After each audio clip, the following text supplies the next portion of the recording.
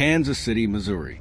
A calm evening in late May of 2022, but what unfolded in a convenience store parking lot would ignite nationwide protests, fuel racial justice campaigns, and leave behind more questions than answers. This is a story of Leonna Hale, a young pregnant black woman whose encounter with the police ended not just in gunfire, but in a storm of controversy that still hasn't cleared, even years later. On May 27, 2022, Kansas City police responded to reports of an alleged carjacking involving a stolen vehicle near a Family Dollar store. Inside the vehicle were a man and a woman, later identified as Leonna Hale, 26, and an unnamed male suspect. Officers believed they had spotted the stolen car and began their approach in the store parking lot. As the man fled the scene on foot, police quickly turned their attention to Hale. She exited the vehicle, hands raised, according to witness accounts. What happened next depends on who you ask and what side of the justice system you believe. Police claimed that Hale had a firearm and pointed it at them. Moments later, they opened fire, 5 shots in total, striking her multiple times. She fell to the pavement, bleeding, crying, and according to witnesses, screaming that she was pregnant. The footage of the aftermath, captured by a bystander, quickly went viral. Within hours, a wave of outrage spread across social media. Leonna Hale's name was suddenly everywhere, trending alongside hashtags like #JusticeForLeonna and #SayHerName. Activists pointed to a disturbing pattern. Another black woman, unarmed and vulnerable, shot by police under circumstances that felt chillingly familiar. Kansas City police initially held firm on their claim that Hale had a weapon. They released no bodycam footage at the time, only a statement alleging that a firearm had been recovered near the scene. But as days turned into weeks, the pressure mounted. Eyewitnesses on scene contradicted the police version. Several claimed Hale never pointed anything at the officers, and that she appeared frightened, not threatening. One witness, speaking anonymously to local press, said she told them she was pregnant. She was scared. They didn't listen. Despite her injuries, Hale survived the shooting. It was later confirmed that she was indeed pregnant at the time, a fact that added emotional weight to an already explosive situation. Civil rights groups called for an independent investigation.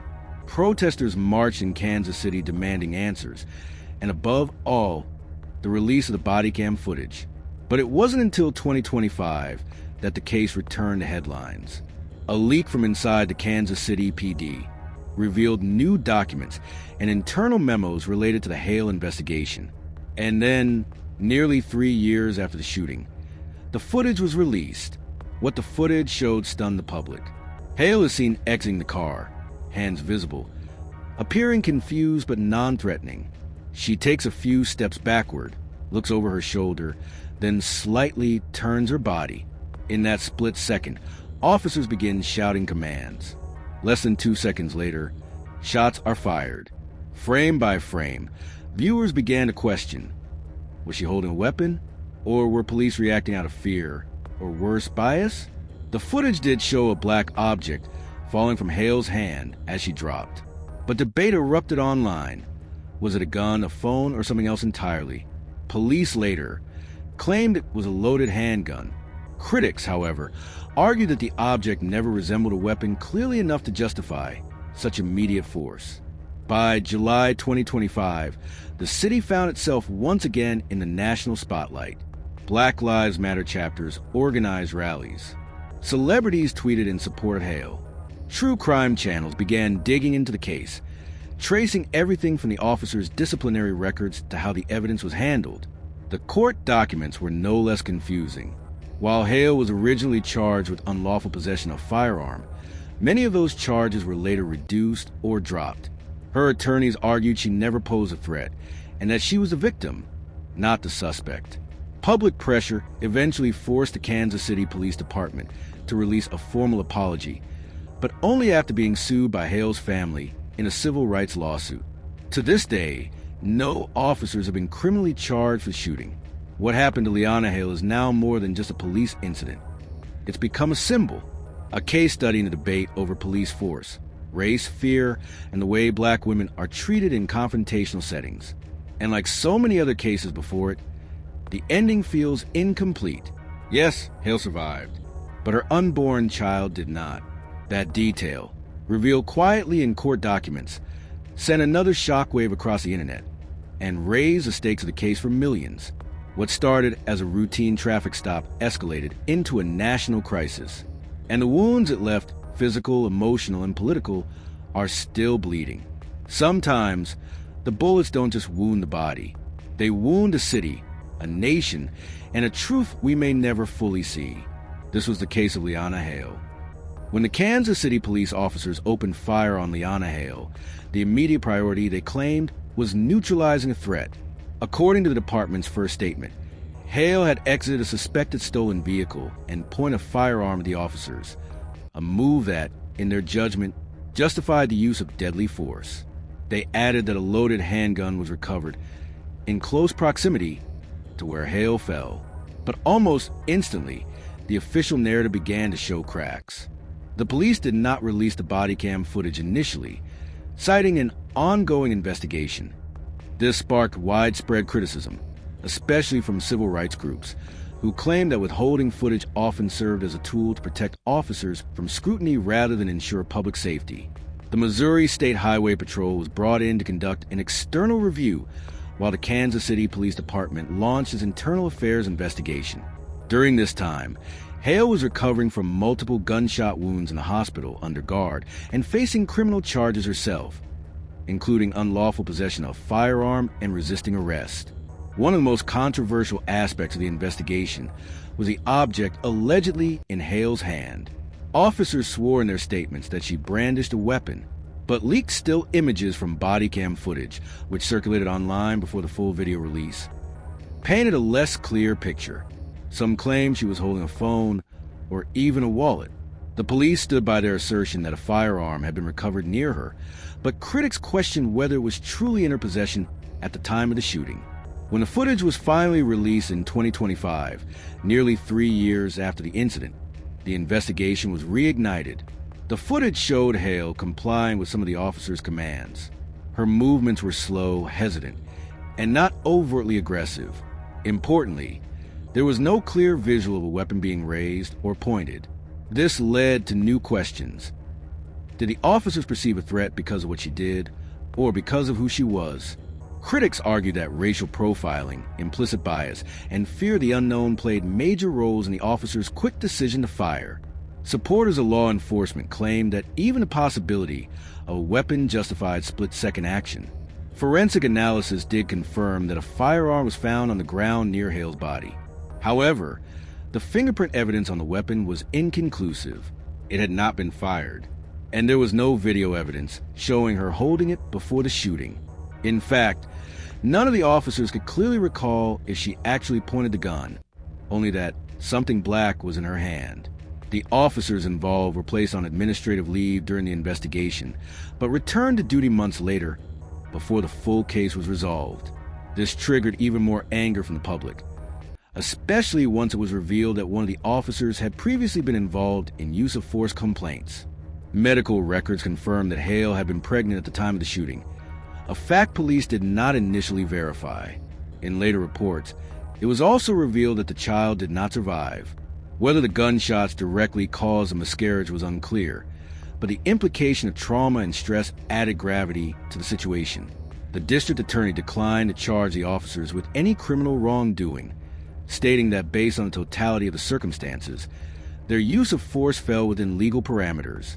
However, civil rights attorneys representing Hale's family filed a federal lawsuit citing excessive force, racial discrimination, and wrongful trauma. As the lawsuit moved forward, new internal emails surfaced showing conflicting police narratives within the department. Some officers questioned the shooting privately, but remained silent publicly. These revelations raised concerns about transparency and accountability in the department's internal processes. To this day, no law enforcement officer has been held personally accountable for the shooting of Leonna Hale. The case remains open in civil court, while public debate rages on. Was it a justified reaction under pressure, or another case where fear, bias, and power collided, with a black woman's body as a consequence? The shooting of Leonna Hale drew immediate attention from the local press in Kansas City, But it wasn't long before it exploded into a national story. The initial headline read, like so many before it, "Black woman shot by police." But within hours, social media amplified the incident, placing it at the center of America's ongoing debate about race, policing, and justice. Viral cell phone footage captured just after the shooting showed Hale lying on the ground, bleeding and screaming. The emotional weight of that video was impossible to ignore. Within 24 hours, hashtags like hashtag Leonna Hale, hashtag say her name, and hashtag Justice for Leonna were trending across Twitter, TikTok, and Instagram. Influencers, activists, and even celebrities shared the clip, demanding accountability. News outlets such as CNN, The Guardian, and NPR began digging deeper. They drew parallels between Hale's case and others like Breonna Taylor, Atashiana Jefferson, and Sandra Bland. All were black women whose encounters with police ended in tragedy or controversy. The media narrative quickly shifted from a local shooting to a broader commentary on how law enforcement interacts with women of color. Public reaction was swift and fierce. Protesters gathered in downtown Kansas City the next morning, chanting Hale's name and holding signs that read "pregnant," "unarmed," "shot." The protests remained largely peaceful, though tensions ran high. The imagery of a young pregnant woman shot by police was visceral. It cut deep into America's social conscience. The family of Leonna Hale released a statement through their attorney just 2 days after the shooting. In it, they expressed heartbreak and disbelief. Her mother, speaking to a local news outlet, said, "She's not a criminal. She's a mother. She was scared, and they shot her like she was nothing." Her words resonated across the country, shared thousands of times. Activist groups including the NAACP, the ACLU, and Black Lives Matter mobilized quickly. Rallies, petitions, and online fundraisers were launched within a week. A GoFundMe page for Hale's medical costs surpassed $150,000 in just 4 days. People weren't just donating. They were emotionally invested in the outcome. As the weeks went on, pressure mounted for the release of the Bodycam footage. The Kansas City Police Department resisted, citing the need to protect the integrity of the investigation. But critics argued that such delays often served only to shield officers and manipulate the narrative. Transparency, they said, was not optional, it was owed. Hale's pregnancy became a central part of the media coverage.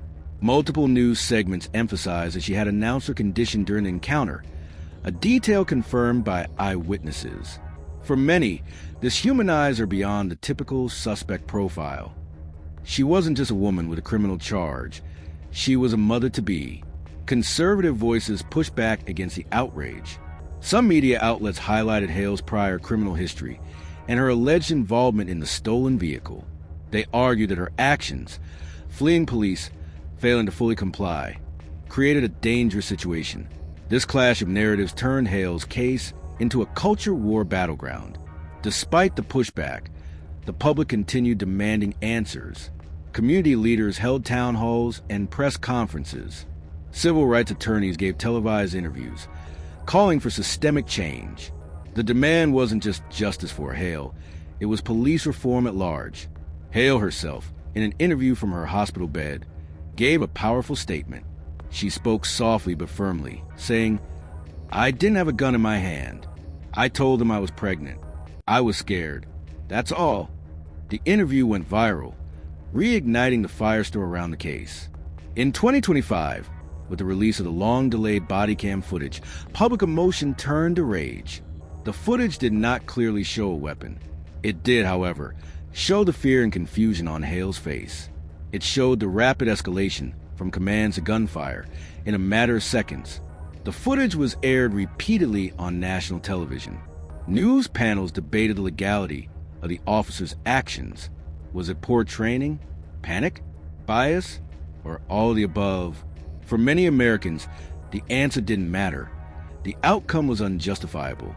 Hale's family filed a federal civil rights lawsuit in 2025. The suit accused the Kansas City Police Department of excessive force, racial bias, and wrongful trauma. It also included emotional distress and wrongful death claims related to the loss of her unborn child. The case is ongoing. Today, Leonna Hale's name remains etched in the public memory. Murals of her face have appeared on buildings in Kansas City.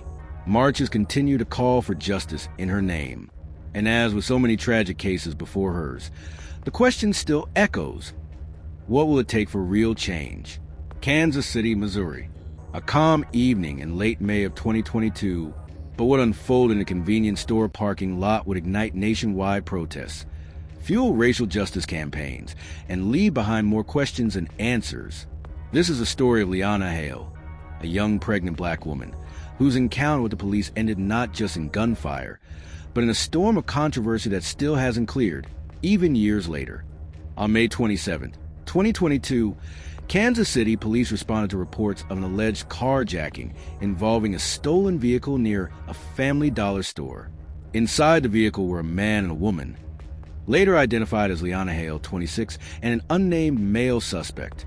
Officers believed they had spotted the stolen car and began their approach in the store parking lot. As the man fled the scene on foot, police quickly turned their attention to Hale. She exited the vehicle, hands raised, according to witness accounts. What happened next depends on who you ask and what side of the justice system you believe. Police claimed that Hale had a firearm and pointed it at them. Moments later, they opened fire, 5 shots in total, striking her multiple times. She fell to the pavement, bleeding, crying, and according to witnesses, screaming that she was pregnant.